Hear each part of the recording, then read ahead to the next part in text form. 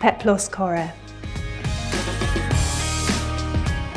Behind me, you're looking at a plaster cast of an ancient Greek statue dating from around 530 BC and found late in the 19th century on the Acropolis in Athens, where she was originally displayed.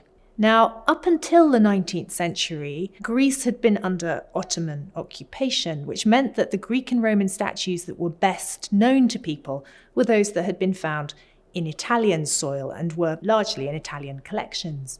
People didn't know that Greek sculpture could look like this. Greek sculpture was classical sculpture, it was naturalistic sculpture. This doesn't look like that. It's frontal, it's stiff, it's very much still of the block. But arguably, that's her power, as is the stylization in her hair, and in her frock, and in her makeup, and in her jewellery. Statues' male equivalents at this time were nude, largely, and their power was very much in their physiques, whereas her power is in her dress. It's in her adornment. It's in this kind of look at me modesty. It's also, of course, in her pigment. Up until the late 18th century, and indeed sometimes beyond that, whenever a statue was found in the ground, it was immediately whisked off to the restorer's studio and it was scrubbed of all of its colour to make it shiny white. In some senses, it was the fashion for plaster casts, a fashion that had been live since the 16th century, that kind of fueled this aesthetic for whiteness. Whiteness, of course, then bringing with it a politics of purity that we now associate with the classical antique, something that is kind of difficult and, of course, dangerous. It is modernity that has created this sense of a whitewashed Greece. In fact, had we gone back there into the 5th century BC, we would find that the Greeks lived in glorious technicolor.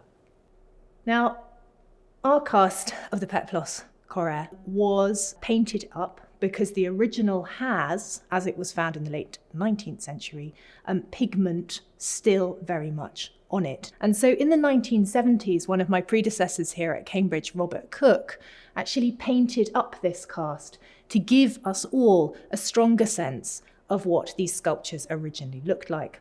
Now, of course, like every act of restoration, it is an act of imagination. So I can't tell you for definite that her dress was painted like this, and in fact, there are alternative reconstructions out there, but it gives you a stronger sense of her original feel.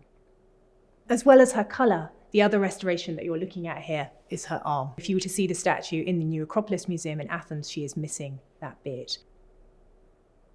What we don't know is who it is we're looking at, whether we're looking at a worshipper to the god who is coming bringing a cult offering and in a sense offering herself up at the same time to the viewer, or whether actually she should rather have been holding, say, a bow or something like that, in which case you'd be looking at the statue of the god herself.